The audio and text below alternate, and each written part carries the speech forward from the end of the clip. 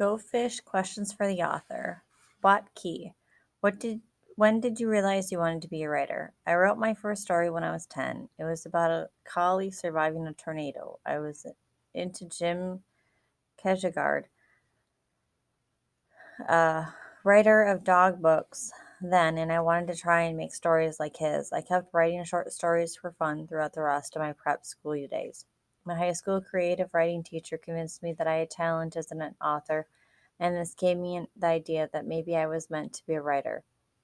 It wasn't until my sophomore year in college that I knew this for certain. I was running the outdoor skills department at a boys' camp in Texas. I was alone and far away from home, with lots of free time in a little cabin by the Guadalupe River. I wrote my first novel there. Although it was a terrible book that will never be published, it was the most satisfying thing I'd ever done. After that summer, I continued to write a novel a year without regard to whether it would be published or not. I'd written 10 novels by the time Alabama Moon sold. What was your first subject in school? What was your worst subject in school?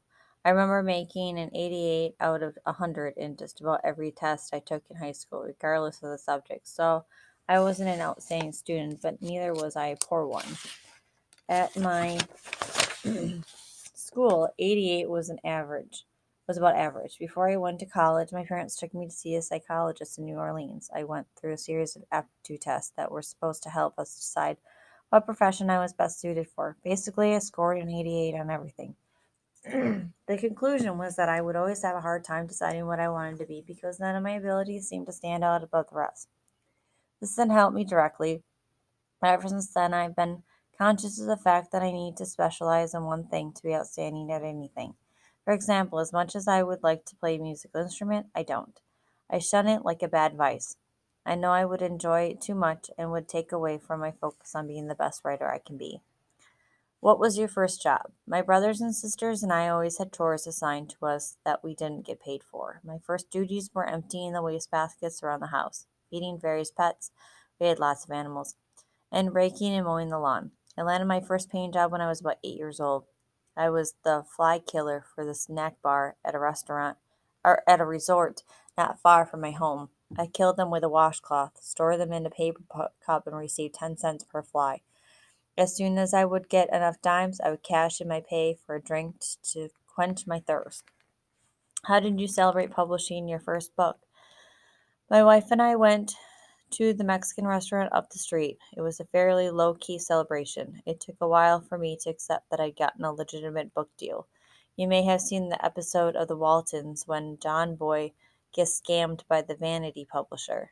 He told all of his friends and family that he'd gotten a book deal and they had a big celebration for him. Then he got a letter from the publisher asking him how many of his books he wanted to pay them to print. It was a scam. This exact thing happened to me years before I sold Alabama Moon and was very embarrassing and eye opening. Where do you write your books? After college, I built a small camp several miles into the swamp that you can only get to by boat. I made it from lumber that washed up on the beach after a hurricane. It took me nearly every weekend for a year to complete it. I develop and outline most of my ideas up there. The bulk of my actual writing is done at home in a spare bedroom that doubles as my study. Where do you find inspiration for your writing? I'm not always inspired to write. Fortunately, I have a backlog of stories in my head that I feel have to be written whether I'm in the mood or for it or not. I often tell people that writing is like an addiction to me. I liken this addiction to people who jog every day. I don't feel good about myself unless I'm doing it.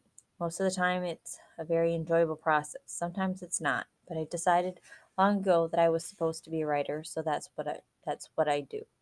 When you finish a book, who reads it first? My wife, Katie, reads my first drafts most of the time. I've learned that if I don't want her to read it, it's probably not ready. Then my agent reads it, and finally my editor. Are you a morning person or a night owl? I'm a night owl, but to feel good and productive, I have to have 8 hours of sleep, no more, no less. I usually write from about 8 until 11 at night and get up at 7 in the morning. What's your idea of the best meal ever? Ribeye steak, egg noodles with red butter and garlic, real mashed potatoes with gravy, cream cheese, spinach, brewed iced tea with lemon, real sugar, and mint, lemon pie without the meringue for dessert. Or do you go for peace and quiet? My swamp cap.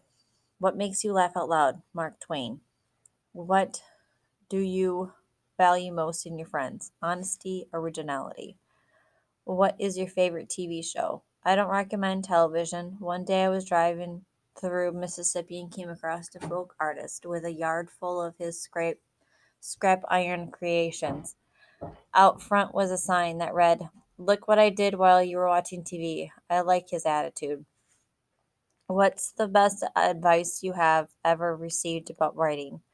Continue to write even when you don't feel like it. If you're a real writer, that's what you have to do. I knew this on an instinctive level for many years, but never heard it described as well as what a painter friend of mine told me.